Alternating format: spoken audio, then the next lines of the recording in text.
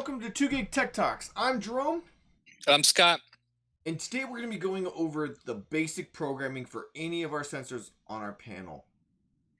This is going to help you be able to determine what options in programming are going to be best for each type of sensor. And we're going to do very generic options here, and we're going to talk about each of the benefits and the standard settings you're going to use for your contacts. Uh, Right. so the first thing we're going to go through here is equipment code. Scott, what are you going to put into the equipment code normally? So the equipment code, although it didn't used to be very important, so that's one of the things back in the day. People would just leave it as, 00 other or something like that. You can't quite do that anymore with the introduction of our E series sensors. So you actually need to you need to actually select the correct sensor that you're installing. This will also help you anyway, really. We kind of used to push this more along the lines of back in the day when you would program this, that if someone called about a particular sensor, then you could always look it up and you would know what sensor to bring out and what to be ready for when you go out on the job site. And that was all that we really kind of pushed about it.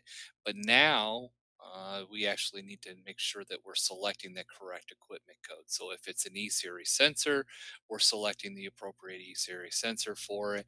Or if it's, the legacy sensor, then we can select the legacy sensor. And then obviously we always have the Honeywell. HW stands for Honeywell. When you're seeing that in the programming, you can actually see that those Honeywell sensors are selectable for there. Yeah, that's really important to make sure that we're choosing the correct equipment code, especially if it's E series. So, Absolutely. so the next one here is sensor type. And the big thing here is making sure we are choosing the correct type of the sensor is going to be. So interior follower, entry exit, all of those options specifically do something, right? If you choose the wrong one, it's not gonna work for you. Yeah, or Um, it's going to alarm in the incorrect way. The alarm will or will not go off when you want it or to or don't want it to, kind of thing. yeah, so there's a lot of options here. So the first one you're gonna see is 00 unused, which means it's not used at all, right? 01 is entry exit one, and that's the kind of the default one. And I believe it's set for 45 seconds. 30 seconds. 30 seconds. Okay, sorry. I got them flipped. So it's 30 seconds by default for exit entry 101. Number 2, entry exit 2 is 45. 45. Yeah. Those are both changeable in the advanced programming options. You can change them both to whatever you want. Um, and those are options you can do later on. But by default, it's exit entry Yep. 1 is 30, exit entry 2 is 45. Then we've Yeah, be got. careful about setting those too long. I mean, because I don't like, personally, the option you go all the way out to 240 seconds. 4 minutes, that seems a little long for a delay. Be careful and be smart about what you're really setting those for. But you can set it for a little bit longer if you really need those. Yeah, and those are going to be used for anything that's coming into the house. You're going to be entering the house or leaving the house from. So those are the big ones. And then we have perimeter, which is anything like a window, um, anything that when you arm stay or away, you want the alarm to immediately go off if they get opened. Instant alarm, right? Instant alarm. Yeah. So yeah, if you want it to go off, I mean, there are people that have doors that they do not use for exit and entry, and so they can obviously, guy says, yeah, you know what, you're right. I have a door that goes to my side yard, and there's no way to get in there except to go over a brick wall. Well, so if somebody's coming in that door, they're not an invited guest. So you can set that one to perimeter, and it will instantaneously alarm. Yeah, and then the next one is interior follower, and that's commonly used for motion detectors, right? That's the number one thing you're gonna use it for is motion detector to detect if someone is in the house. So during a armed stay event, it doesn't do anything. And then arm away, it'll detect motion. If it sees motion in the house, it'll set off as an instant alarm. The other thing it does is a little bit weird, is if you open an entry exit door, that motion detection is actually on a delay. So it'll delay that motion event until either A, the alarm is going off, or B, the system disarms and it just ignores that motion event. So that's Correct. what It interior follows follower is anything for. else. It follows any of the other sensors that are tripped first. So if another sensor's tripped first, it's like, okay, you go first. Yep. And then we've got day zone. Day zone's a little weird. It sends a trouble when the panel is not armed, and then sends an alarm when the panel is armed. It allows you to get an audible alert if the sensor is opened. It's very rarely used out there, but it is an option there for you. Yeah, when I think about those, we commonly will give options like, "Hey, putting it on a gun cabinet, and you want to know, even though the panel's not armed, you want it to still, trip and let you know that somebody's opened it up and troubled the panel, beep beep beep beep, and let you know that somebody's actually inside of there. But then in the middle of the night, somebody's getting into the gun cabinet. I don't care who you are, invited guest, my offspring, whatever the case may be. I'm assuming you're trying to kill me if you're trying to get into a gun cabinet in the middle of the night. Heck, you know what? If I'm getting in the gun cabinet, Jerome, I actually need the alarm to go off because I'm about to kill somebody else. So there you go. That's how that would Normally, I work. don't have bands in my house, but Offspring is pretty good band to have in your house if you're gonna have them. Ah, ha, ha, ha. Yeah, Um, I like them. But when I think about this, I think about back how I could use this. I think about my time back when I used to work at when I worked in at a restaurant. There we go. there I we guess go. spit it out, Scott. When I worked at a restaurant, and they were always wanting to know when, they kept the back door locked because couldn't be out there. So I couldn't go take the trash out, or I couldn't go empty the grease traps or anything like that without first hunting down going and getting the manager and Yeah. getting them to, bother them to get up and come to the door and unlock the door kind of thing. But if the door had been on, it had this type of system where it would actually just trigger an alert to let you know that somebody opened it up. You could have that, so they're sitting in the manager's office, they hear the panel go Yeah. off, they would know, they could, check cameras, whatever they want to be, and see that, hey, they're just taking the trash out, they're just emptying the Absolutely. grease traps or whatever, they're not stealing food out the back. And but then, same thing when the panel was armed and when we locked up for the night, if somebody would come in there, boom, the alarm would go off just like a regular alarm. Absolutely. Absolutely. And then we've got a couple other ones that are 24-hour. So we've got the 24-hour silent alarm, which means it's gonna set off the alarm, but it's gonna be silent. Pretty straightforward there. 24-hour audible alarm. It's gonna do the exact same thing except for set off the siren on the panel. Then we've got 24-hour auxiliary alarm, and the auxiliary alarm is for a couple options. One of the big ones is the freeze detector, and then the heat detector as well. Mm. Yep, absolutely. Yeah. So when you select that, it's actually going to give you another additional drop down to select whether it's whether it's a temperature thing or whether it's an actual contact within there. So Yeah, that absolutely. does give you another option if you are using that too. Yeah, and then the last but not least is the 24-hour fire, which is for your smoke detectors, right? And that one is without verification. That one is just it sees smoke and the detector goes off and it sends that signal. Hmm. Um, but there's one more. There's a couple more 24-hour fires. I'll go after those in just a second. But the next one on the list is actually interior follower with delay, and Hmm. that interior follower with delay is acting as an entry exit contact and as an interior follower. So it takes both of those and mushes them together. All that means is if you pass by that when the system's armed away, it'll trigger your entry delay. If your armed Right. stay, it doesn't do anything at all.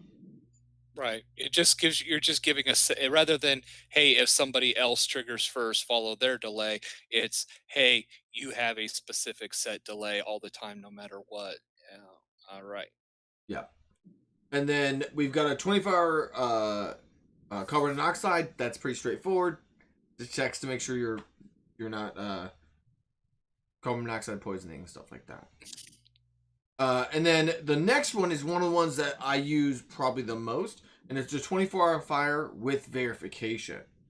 And Scott, what's the biggest difference between that and just a regular 24-hour fire with no So, verification? yeah, absolutely. When I explain this to people, sometimes people are like, you know what? I think we might start doing that instead of 24-hour fire.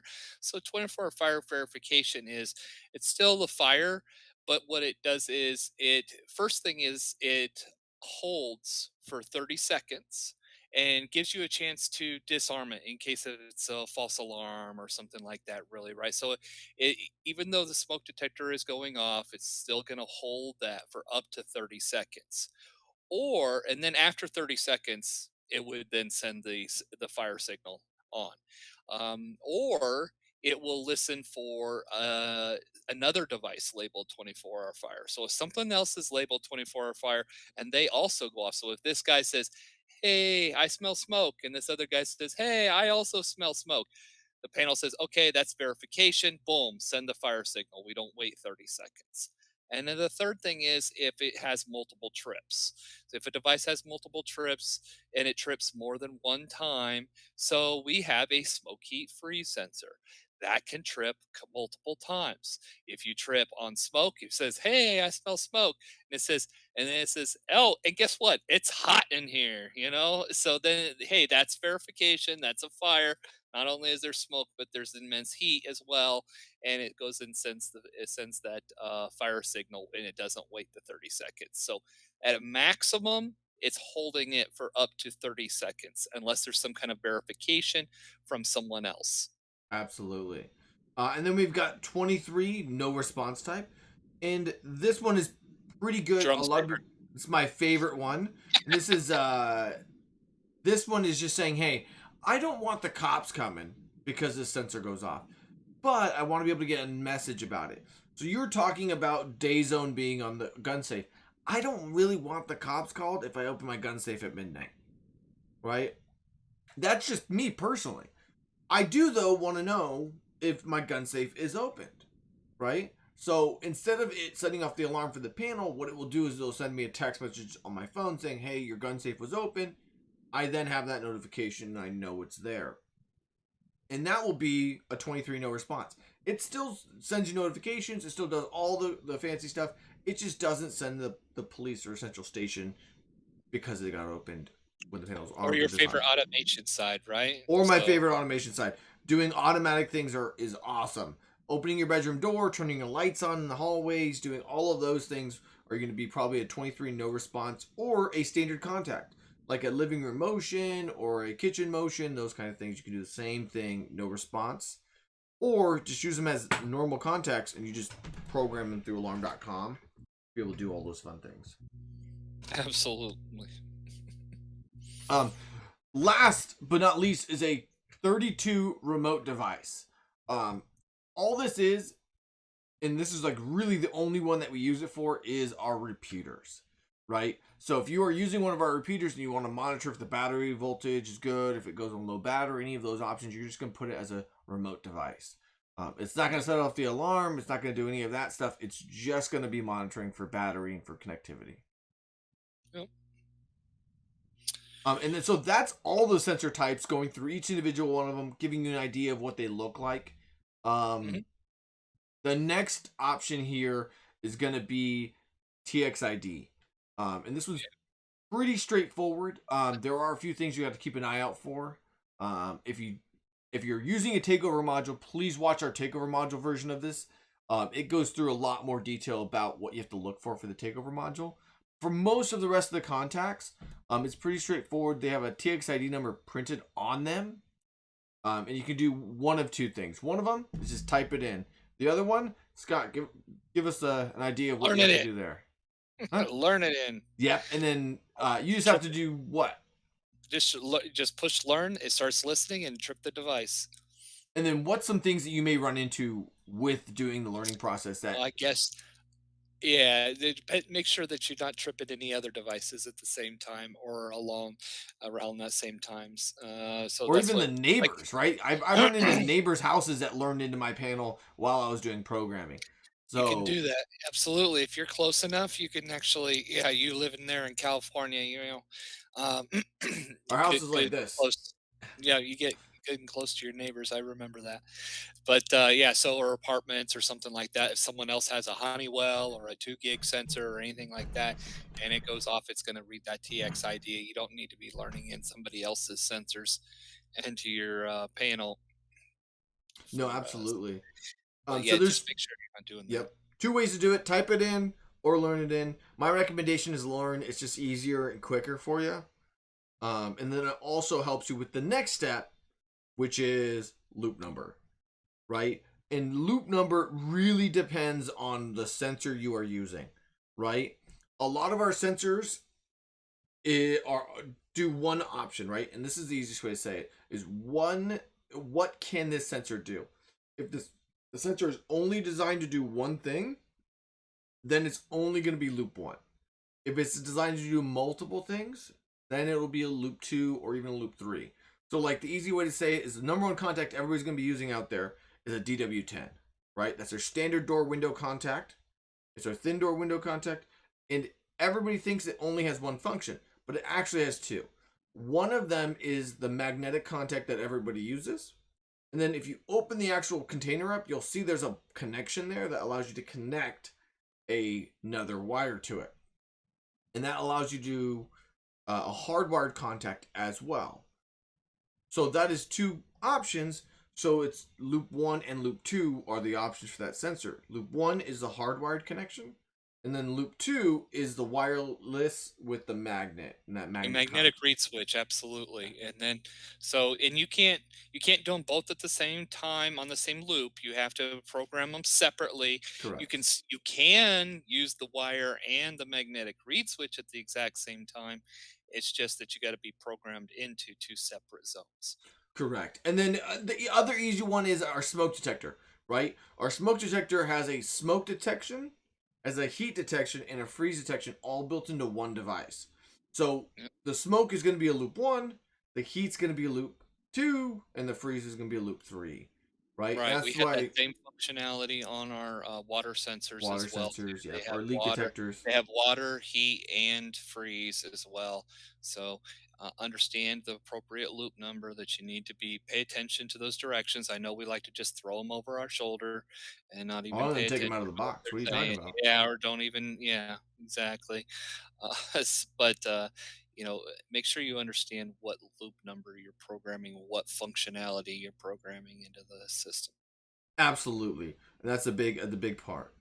Um, the next one is just voice descriptor. Um, that one's pretty straightforward. Um, and Start typing it. just start Start typing the typing word you're what you looking wanna for. label it. If the Yeah, word's in there, you'll see it. If not, it's not in our Word database. There yeah, you go. absolutely.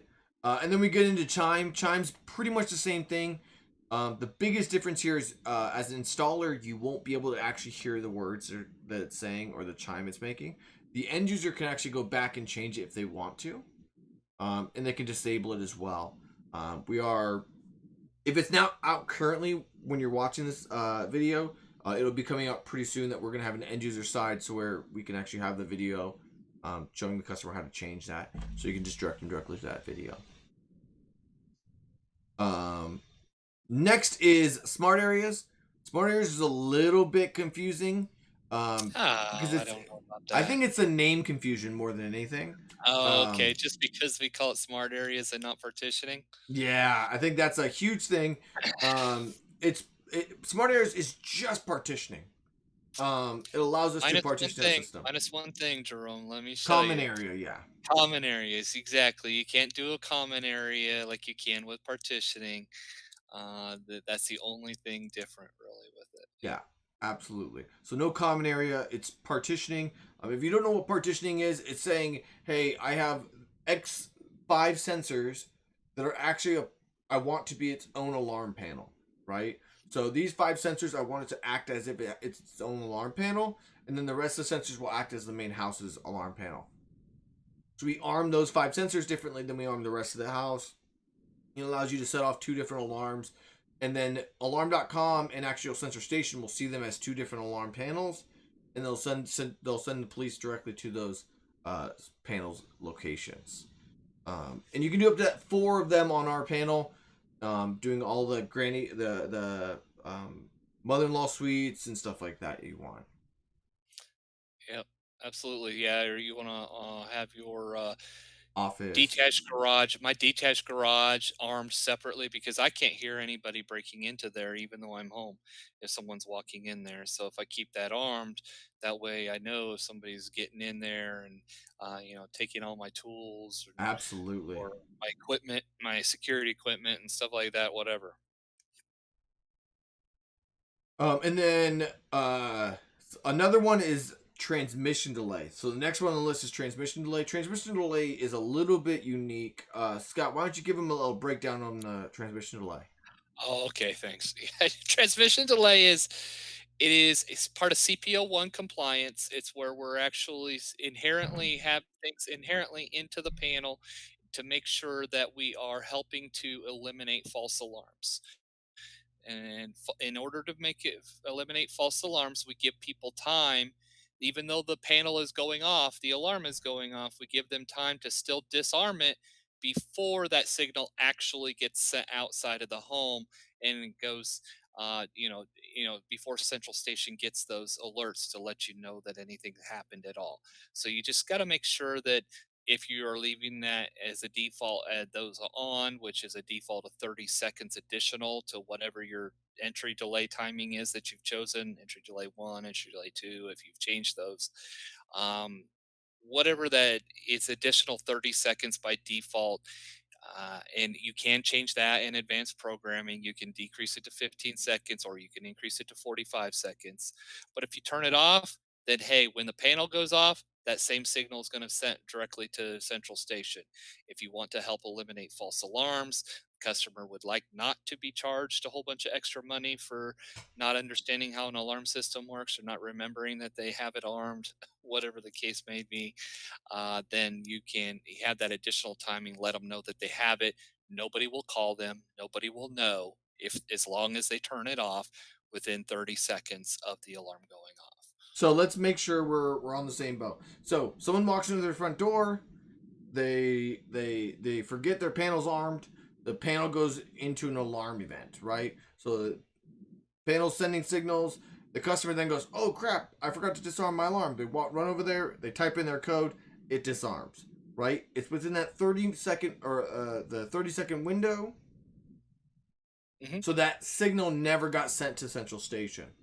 So if Right. It's you're, held. it's It's held like when until I 30 was seconds.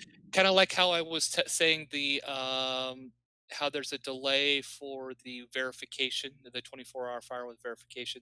The panel holds that signal. Wait, it gives you time to disarm it and say no, it's a mistake. I'm here.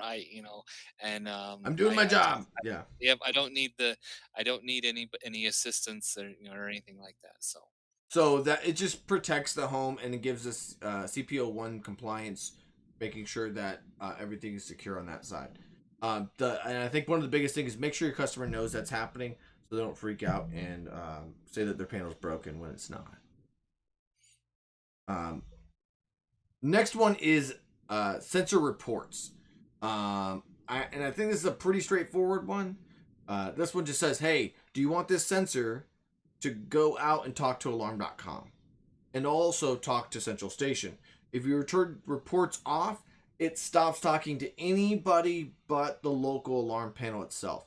So it doesn't set off the alarm for central station, nothing. Very rarely do I see this ever really being used in most situations. If you have a sensor, you're wanting it to get to monitoring station so you can monitor that sensor. If you don't want the monitoring station to send police because of it, then we go back to where I said under the type, you're going to use a 23 no response type. And then last but not least, Scotty, why don't you tell us about a little bit of supervision? So supervision so your sensors are all inherently designed to consistently talk and just say, "Hey," about every 70 minutes. They say, "Hey, I'm here. I'm good. All life is all wonderful." And when they're doing that, do you want the panel to pay attention to their squawking? They're talking, I'm good, I'm here, blah, blah, blah. Do you want them to listen to that? If you do, you leave supervision on, and then that turns that panel into that needy boyfriend or girlfriend where they constantly need you to be checking in, texting all the time. What's going on? I'm here, da da da. Where am I at? And then that panel sits there and listens to those and requires that consistent checking in. And then it keeps track of who's checking in. And if they miss too many check-ins, right, like 7 check-ins for a normal contact, for a security contact, or 4 or 5 for a Life safety. CO life safety, anything like that, fire. Um, if it misses those, then that's when it throws a fit. It's like loss of supervision. I Hmm. don't know where that backdoor contact is. It's probably out with that Honeywell contact, whatever. So No, you, absolutely. you just that's all it is. It's just, do you want it to pay attention and require those check-ins that it's supposed to be giving? Generally, yes, because I want to know that the battery didn't get to a certain point where I didn't hear it tell me it was a low battery. It just all of a sudden stopped Yeah. communicating, or it got, you know, damaged in some way, shape, or form, and then stopped communicating. We want to know when that happens, and so that's when we do the loss of supervision. Yeah, one of the big things I like to talk about is there's two contacts I pretty much almost turn supervision off on every single time. And that is like the panic pendant and the fall detector pendants. Hmm. I turn those both off automatically because anything that Because they can don't walk stay out your home. door, they can disappear and they'll get into trouble at that point. But you're still Yeah, gonna they're get not low going to battery and remember. stuff like. Yeah, no, no, no. None of your customers are going to remember to take off their fall detector or their panic button off of them. They're going to leave it, wearing it, holding it in their pocket, whatever the heck they're doing with And then it. They're cops gonna, come down and try to break in the door because they yeah, think someone's trying loss to. of loss of supervision. Yeah, Anyway, and then what? no, yeah. So I ran into that in an actual commercial environment where their employees had them, Oh, and really? when they got done with work, they'd put them in their locker. Oh, and they didn't even manage to be able to do that. Yeah. Yeah, and the lockers would give it loss supervision because it wouldn't let the signals out. It's like a Faraday Oh, even cage. when they did leave it in, Yeah, absolutely, right? Yeah, yeah, putting things that are supposed to talk electronically inside of a metal box, never yeah. a good thing. It's like lead to Superman. Let I can't see it. Well, that looks like all the time we have left for today. If you have any questions or concerns, please let us know. You can leave them in the comments down below. I'm Jerome, And I'm Scott. and thank you. And please subscribe to our YouTube channel.